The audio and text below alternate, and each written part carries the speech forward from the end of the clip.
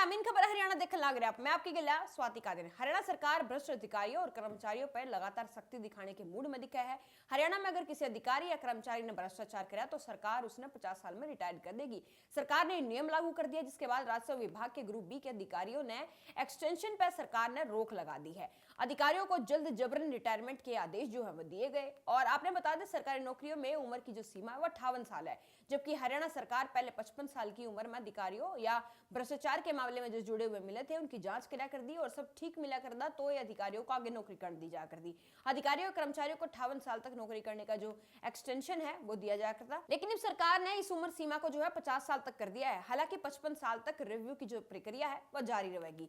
सरकार के मुताबिक किसी अधिकारी या कर्मचारी को जबरन रिटायर्ड करने की जो गोपनीय रिपोर्ट है उसके आधार पर करा जावा है। इसके अलावा अधिकारियों को ACR की भी जांच करी जावा, उनकी वे भ्रष्टाचार के केस में अगर पकड़े जावे या किसी के शामिल होने की खबर मिले तो फिर उसके आधार पर 50 साल तक आगे सरकारी नौकरी करने की जो छूट है वह नहीं दी जाती। आपने बता दें, हरियाणा में एंटी करप्शन ब्यूरो ने 2024 में जो रिश्वतखोरी है उसके 155 मामले दर्ज करे थे, जिसमें 104 ट्रैम्प करे गए थे। इन केसा में 88.29 लाख रुपए की रिश्वत जो है वो जब्त करी गई थी। और इसके अलावा 2023 में ACB ने 205 मुकदमे दर्ज करे थे।